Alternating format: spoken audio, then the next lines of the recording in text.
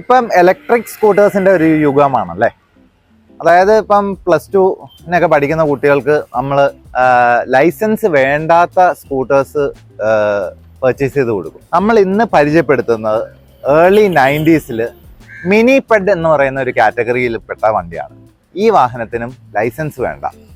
കാര്യം 50cc above വെഹിക്കിൾസിന് മാത്രമായിരുന്നു ലൈസൻസും രജിസ്ട്രേഷനും വേണ്ടിയിരുന്നത്. ഇത് നമ്മൾ one of the smallest capacity engine capacity ഉള്ള 2-വീലറാണ് ഇന്ന് പരിചയപ്പെടുത്തുന്നത്.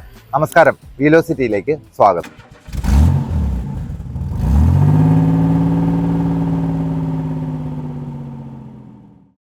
നേരത്തെ TVS സുപ്രയും ഒരു ലാർജ് കളക്ഷൻ ഓഫ് ഓട്ടോമൊബൈൽ മാഗസീൻസും വീലോസിറ്റിയിലൂടെ പരിചയപ്പെടുത്തിയതാണ്.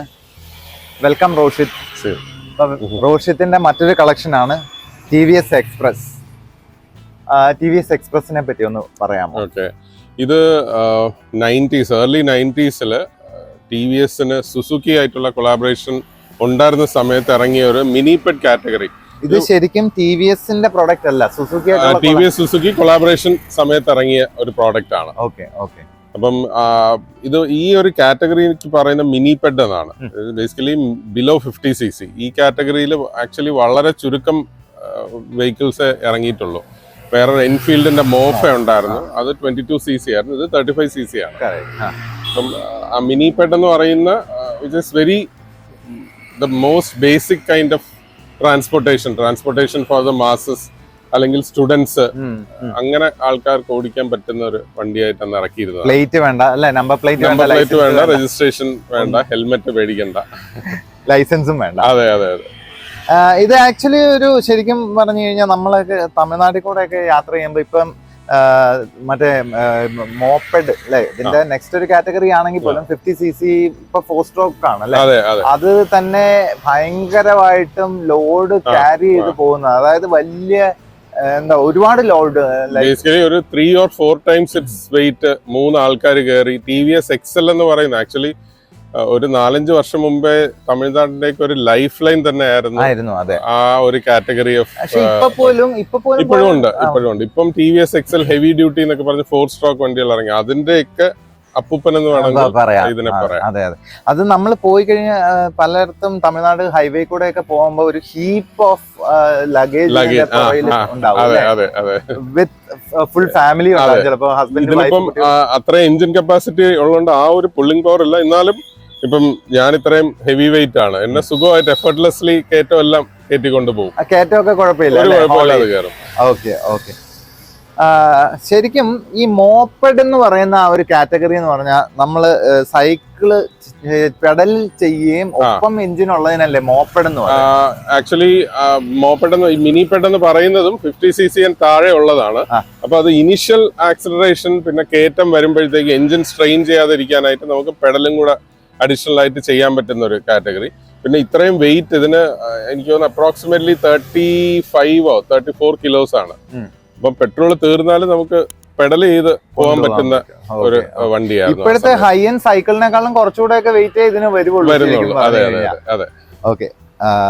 ബാക്കി ഇതിന്റെ സ്പെസിഫിക്കേഷൻസും ഇത് വളരെ ബേസിക്. അത് ഓയിൽ ഇല്ല, ഡ്രൈ ക്ലച്ച് ആണ്, 35cc എഞ്ചിൻ ആണ്, 2 bhp ആണ് ഇതിന്റെ ഔട്ട്പുട്ട് എന്ന് പറയുന്നത്. പിന്നെ അപ്രോക്സിമേറ്റ്ലി 1.5-2 ഇടയ്ക്കുള്ള ഒരു ഫ്യൂൽ ടാങ്ക് ആണ് ഉള്ളത്. അതിന്റെ അകത്ത് ഓയിൽ മിക്സ് ഇപ്പൊ ഞാൻ per litre 20 ml oil mix ചെയ്യാറുണ്ട്. അല്ലാതെ എല്ലാം വളരെ ബേസിക് ആണ്. എന്റെ ഒരു പരിചയമുള്ള ഒരു ഫ്രണ്ട് വഴി എടുത്തതാണ്. അപ്പം ഏതാണ്ട് റീസ്റ്റോർ ചെയ്തിരുന്നു. പിന്നെ കിട്ടിക്കഴിഞ്ഞിട്ട് ഞാൻ അല്ലാതെ കുറച്ച് കോസ്മെറ്റിക്കും പിന്നെ ബ്രേക്ക് പാഡ്സ് അങ്ങനത്തെ ചെറിയ ചെറിയ ചെയിനും അങ്ങനത്തെയൊക്കെ ഞാൻ മാറ്റിയായിരുന്നു. അപ്പൊ വളരെ മിനിമൽ മെയിൻ്റനൻസ്, ഐ മീൻ ചുമ്മാ അങ്ങ് ഓടിച്ചോണ്ട് ഇരിക്കാം. ഇതിന്റെ ബ്രേക്ക് പാഡ് ആണോ? അതെ അതെ അതെ, ബ്രേക്ക് പാഡ് ആണല്ലേ. Okay okay. ഇത് ശരിക്കും സൈക്കിളിന്റെ ഒക്കെ ബ്രേക്ക് പോലെയാണ്. ബ്രേക്ക് എന്ന് പറഞ്ഞാൽ നമ്മൾ നേരത്തെ പ്ലാൻ ചെയ്യണം. സ്ലോ ചെയ്യണമെങ്കിൽ വളരെ മിനിമൽ ആയിട്ട് അത് പിടിക്കത്തുള്ളൂ. അതായത് നമ്മള് ഒരു സ്പീഡിൽ പോയിട്ട് പെട്ടെന്ന് സ്റ്റോൾ ചെയ്യാൻ പറ്റില്ല. അങ്ങനെ പറ്റത്തില്ല. പിന്നെ ഇത് എടുക്കുന്ന സ്പീഡ് എന്ന് പറഞ്ഞാൽ മാക്സിമം ഒരു 25-30 ആ ഒരു റേഞ്ച് സ്പീഡ് പോകത്തുള്ളൂ. പിന്നെ ഞാൻ ഒരേ ഒരു ചേഞ്ച് ഒറിജിനൽ ചെയ്തതെന്ന് വെച്ച് കഴിഞ്ഞാൽ ഇത് TVSന്റെ തന്നെയാണ്. ഷോക്ക് അബ്സോർവേഴ്സ് മാറ്റിയായിരുന്നു. ഇത് ഒറിജിനൽ അല്ല. ഒറിജിനൽ എന്റെ ഉണ്ട്. എന്റെ വെയിറ്റ് താങ്ങാൻ വേണ്ടി സ്റ്റാൻഡ് ചെയ്യാൻ വേണ്ടി അത് മാത്രം ഞാൻ മാറ്റി. ഇത് TVS എക്സലിന്റെ ആണ്. പിന്നെ സീറ്റും കുറച്ച് പാഡ് ചെയ്തായിരുന്നു, കുഷൻ ചെയ്തായിരുന്നു. കുറച്ചുകൂടെ കംഫർട്ട്. ഇത് ശരിക്കും ഈ വണ്ടി അന്ന് ഉണ്ടായിരുന്ന സമയത്ത്, ഐ മീൻ മാസ് പ്രൊഡക്ഷനിൽ ഉണ്ടായിരുന്ന സമയത്ത് സിംഗിൾ സീറ്റ് ആയിരുന്നു, പക്ഷെ ലഗേജിനുള്ള ഒരു ഓപ്ഷൻ ഉണ്ടായിരുന്നു. പിന്നെ അത് കഴിഞ്ഞ് ആൾക്കാർ എടുത്തത് കസ്റ്റമൈസ് ചെയ്ത് 2 സീറ്റ് വെക്കുന്നുണ്ടായിരുന്നു. അപ്പൊ ഞാൻ നേരത്തെ പറഞ്ഞ പോലെ ഇത് കുറച്ചൊരു മാസസിന് വേണ്ടി ഇറക്കിയ ഒരു വണ്ടിയാണ്. അപ്പൊ അവരിത് ഫുൾ ഫാമിലിക്കുള്ള ഒരു മൊബിലിറ്റി ആയിട്ട് ഇതിനെ ഒരുപാട് അഡാപ്റ്റ് ചെയ്തിട്ടുണ്ട്. ഇപ്പോഴും തമിഴ്നാട്ടിലൊക്കെ ഒരുപാട് വണ്ടികൾ ഇപ്പോഴും യൂസ് ചെയ്യുന്നുണ്ട്. എക്സ്പ്രസും ഉണ്ട്. എക്സ്പ്രസ് ഞാൻ അങ്ങനെ അധികം വളരെ ലിമിറ്റഡ് ആണ്. ഇവിടെയൊക്കെ വളരെ കുറവാണ്. തമിഴ്നാട്ടിലോട്ടൊക്കെ പോകുമ്പോൾ ഇപ്പോഴും യൂസ് ചെയ്യുന്ന ആൾക്കാരുണ്ട്. പിന്നെ ഇതിന്റെ ഒരു ഇത് എല്ലാവർക്കും ഇത് ഭയങ്കര ഒരു കൗതുകമാണ്. ഇതിൽ റോഡേ പോകുമ്പോഴത്തേക്ക് എനിക്കൊന്നും ഞാനിരുന്ന് പോകുന്നത് വേറൊരു അട്രാക്ഷനാണ്. ഇത്രയും സൈസുള്ള ആള് ഇത്രയും ചെറിയൊരു വണ്ടിയിൽ പോകുന്നു. അപ്പൊ എല്ലാരും ഒരുപാട് പേര് ചോദിക്കുന്ന ഒരു ക്വസ്റ്റ്യൻ, ഇത് ഇലക്ട്രിക് ആണോ എന്ന് ചോദിക്കാറുണ്ട്. ഇപ്പം ഈ ഇലക്ട്രിക് വെഹിക്കിൾസ് ഒരുപാട് ഉള്ളതുകൊണ്ട് അങ്ങനെ ഒരുപാട് പേര് ചോദിക്കാറുണ്ട്. ഫെമിലിയർ അല്ലാത്തതുകൊണ്ട്. പിന്നെ എല്ലാവർക്കും ഒരു കൗതുകമാണ്, ഇതെന്തോ വണ്ടിയാണ്, പെട്രോൾ ആണോ, ആരും കണ്ടിട്ടില്ലല്ലോ. പിന്നെ നമ്മളുടെ ഇന്ത്യയിൽ പണ്ടേ ഉണ്ടായിരുന്ന ഒരു കാറ്റഗറി, ഭയങ്കര പോപ്പുലർ ഒരു വെഹിക്കിൾ ആയിരുന്നു ലൂണ എന്ന് പറയുന്നത്. അപ്പൊ എല്ലാരും ഇത് ലൂണയാണോ എന്ന് ചോദിക്കാറുണ്ട്. അപ്പൊ ഇവനൊരു സൂപ്പർ ബൈക്ക് എടുത്തോണ്ട് പോകുന്നതിനെക്കാട്ടിലും കൂടുതൽ അറ്റൻഷൻ റോഡില് ഇതിനാണ് കിട്ടുന്നത്. ആൾക്കാർ നിർത്തി ഫോട്ടോ എടുക്കും. ശരിക്കും എനിക്ക് തോന്നുന്നത് ഈ ഒരു സെഗ്മെന്റിലെ ആളുകൾ പൊതുവെ ലൂണ എന്ന് പറയുമായിരുന്നു. അതെ അതെ, ലൂണ ഒരു ജനറിക് ഈ ഒരു കാറ്റഗറിക്ക് പറയുന്ന ഒരു, അതായത് ഫോട്ടോസ്റ്റാറ്റിന് സെറോക്സ് എന്ന് പറയുന്ന പോലെ ഒരു ലൂണ. ഇത് എല്ലാരും ചോദിക്കുന്ന ലൂണയാണോ എന്നാണ് ചോദിക്കുന്നത്. ശരി, പിന്നെ വേറൊരു ഭയങ്കര ഒരു അട്രാക്ഷൻ എനിക്ക് തോന്നിയിട്ടുള്ളതെന്ന് വെച്ചാൽ പോലീസ് ഒക്കെ നിൽക്കുമ്പോഴത്തേക്കും ധൈര്യമായിട്ട് ഇത് ഓടിച്ചോണ്ട് പോവാം. ഹെൽമെറ്റ് വേണ്ട, രജിസ്ട്രേഷൻ വേണ്ട, സൈക്കിളിൽ പോകുന്ന പോലെ തന്നെ. അതെ. ഈ അതർ ദാൻ ദി ഷോക്ക് അബ്സോർവേഴ്സ് ബാക്കിയെല്ലാം ഞാൻ കഴിയുന്നതും ആ ഫാക്ടറി സ്പെക്കിൽ ആ ഒറിജിനാലിറ്റി കിട്ടാൻ വേണ്ടി ചെയ്തതാണ്. വളരെ അട്രാക്റ്റീവ് ആയിട്ടുള്ള ഗ്രീന്, ഓറഞ്ച്, യെല്ലോ, അങ്ങനത്തെ ഭയങ്കര അട്രാക്റ്റീവ് കളേഴ്സിലന്ന് ഇറങ്ങിയിട്ടുള്ളത്. ഇത് കുറച്ചുകൂടെ ഒരു സോബർ ആയിട്ടുള്ള കളറാണ്. It can get more simple than this. അങ്ങനത്തെ ഒരു ബേസിക് ട്രാൻസ്പോർട്ടേഷൻ എന്ന് പറയുന്ന ഒരു സാധനമാണ്. ഈ ബാക്കില് ഇൻഡിക്കേറ്റേഴ്സോ അങ്ങനെ ഒന്നുമില്ല, മിറേഴ്സ് ഇല്ല. ഫാക്ടറിയിൽ നിന്ന് ഇറങ്ങിയപ്പോഴേ അങ്ങനെയായിരുന്നു അല്ലേ? ഈ ടെയിൽ ലാമ്പ് ഒക്കെ വർക്ക് ചെയ്യുന്നതാണ്? അല്ല, ടെയിൽ ലാമ്പ് അങ്ങനെ തന്നെയാണ്. ഇത് ഒറിജിനൽ വന്നേലും വിത്തൗട്ട് ബൾബാണോ? അതെ, വിത്തൗട്ട് ബൾബ്. ശരി, അതൊരു ജസ്റ്റ് ഒരു ഷോ. അതെ. പിന്നെ ഇതിന്റെ മെക്കാനിസം ഒന്ന് പറയാം. ബേസിക്കലി മെക്കാനിസംസ് എല്ലാം വളരെ സിമ്പിൾ ആണ്. Front and brake, rear brakes ഉണ്ട്. ഒരു ബേസിക് സ്വിച്ച് വന്നിട്ടുണ്ട്. അതിൻ്റെ അകത്ത് ഇഗ്നീഷൻ ഓഫ് ചെയ്യാം, ഹോണ്, ലൈറ്റിന്റെ സ്വിച്ച്. സ്റ്റാർട്ട് ചെയ്യുന്നത് ഇഗ്നീഷൻ ഓൺ ചെയ്യുക. ദെൻ ഈ കംപ്രഷൻ ലിവർ പിടിച്ചോണ്ട്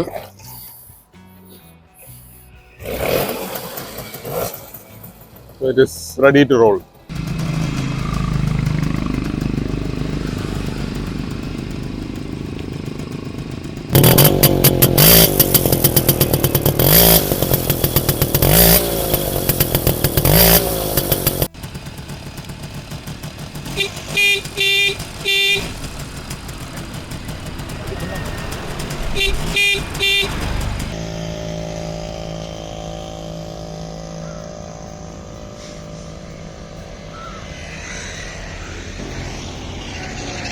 റോഷിത് വണ്ടി കണ്ടു കഴിഞ്ഞാൽ നല്ല സ്ട്രെയിറ്റ് ഔട്ട് ഓഫ് ഷോറൂം, നല്ല പ്രിസ്റ്റീൻലി മെയിൻറ്റെയിൻഡ് ആണ്.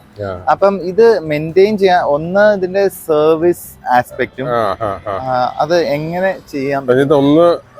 ഇത് ഇത്രയും പഴയ ഒരു ഇതും ഇത്രയും കുറച്ച് നമ്പേഴ്സിൽ ഇറങ്ങിയിട്ടുള്ളൂ. അപ്പൊ അതുകൊണ്ട് സ്പേസ് ഒക്കെ കുറച്ച് പാടാണ് കിട്ടാനായിട്ട്. പിന്നെ കുറെ സ്പേസ് TVS 50 XL ഒക്കെ ആയിട്ട് ഷൂട്ട് ചെയ്യാൻ പറ്റും. പിന്നെ അങ്ങനെ മെയിൻ്റനൻസ് ആയിട്ട് അങ്ങനെ ഞാൻ എപ്പോഴും യൂസ് ചെയ്യുന്ന ഡെയിലി യൂസ് അല്ല, വീക്കെൻഡ്സിൽ എപ്പോഴെങ്കിലും റൈഡിന് എടുക്കുന്നതേ ഉള്ളൂ. അങ്ങനെ മെയിൻ്റനൻസ് ആയിട്ടൊന്നുമില്ല. ജസ്റ്റ് ദാറ്റ് ചെയിൻ ലൂബ് ചെയ്യുക, അങ്ങനത്തെ കുറച്ച് കാര്യങ്ങളും തന്നെ ചെയ്യാവുന്നതുള്ളതേ ഉള്ളൂ. അല്ലാതെ വേറെ അങ്ങനെ പ്രത്യേകിച്ച് അങ്ങനെ മെയിൻ്റനൻസ് ആയിട്ടൊന്നും വന്നിട്ടില്ല. ഈവൻ ഒരു 2-3 ആഴ്ച കഴിഞ്ഞ് എടുത്താലും ഇഗ്നിഷൻ ഓൺ ചെയ്ത് ക്ലിക്ക് ചെയ്യുമ്പോഴത്തേക്ക് ഒരു മാക്സിമം ഒരു സെക്കൻഡ് ഓർ തേർഡ് കിക്കിന് സ്റ്റാർട്ട് ആവും. ആവും. ഒന്ന് ചൂടായി കഴിഞ്ഞാൽ പിന്നെ അങ്ങ് ചുമ്മാ അങ്ങ് ഓടിക്കോളൂ. മാക്സിമം എത്ര കിലോമീറ്റർ വരെ ഡ്രൈവ് ചെയ്തിട്ടുണ്ട് ഏകദേശം? ഇപ്പൊ ഇത് റീബിൽഡ് ചെയ്ത് പെയിന്റ് ഒക്കെ അടിച്ചു കഴിഞ്ഞതിന് ശേഷം എനിക്ക് തോന്നുന്നു അറ്റ് സ്ട്രെച്ച് ഒരു 9 കിലോമീറ്റേഴ്സ് 10 കിലോമീറ്റേഴ്സ് അങ്ങനെ ലോങ് ഒന്നും പോയിട്ടില്ല. ഏകദേശം ഇതിന് എന്ത് മൈലേജ് ആണ്? മൈലേജ് ഞാൻ നോക്കിയിട്ടില്ല. ബട്ട് ഐ തിങ്ക് ഇപ്പൊ ഈ ടാങ്കിൽ ഫുൾ ഒഴിച്ചു കഴിഞ്ഞാൽ എപ്പോ തുറന്ന് നോക്കിയാലും പെട്രോൾ കാണും. അപ്പൊ I think it is easily getting more than ഒരു 60 കിലോമീറ്ററിന്റെ മേളില് മൈലേജ് കിട്ടുന്നുണ്ട്. ഈ വീഡിയോ എല്ലാവർക്കും ഇഷ്ടമായെന്ന് കരുതുന്നു. ഇഷ്ടമായ ലൈക്ക് ചെയ്യുക, നിങ്ങളുടെ അഭിപ്രായങ്ങൾ കമന്റ് ചെയ്യുക. ഇനി ഇതുപോലെ ഇൻട്രസ്റ്റിംഗ് ആയിട്ടുള്ള വീഡിയോ കാണാനായിട്ട് ഈ ചാനൽ ആദ്യമായിട്ടാണ് കാണുന്നതെങ്കിൽ സബ്സ്ക്രൈബ് ചെയ്യുക, ഒപ്പം ബെല്ലൈക്കണും കൂടെ എനേബിൾ ചെയ്യുക. ഇനി മറ്റൊരു അടിപൊളി വീഡിയോയുമായി കാണുന്നവരെ സ്റ്റേ ട്യൂൺ. Happy motoring.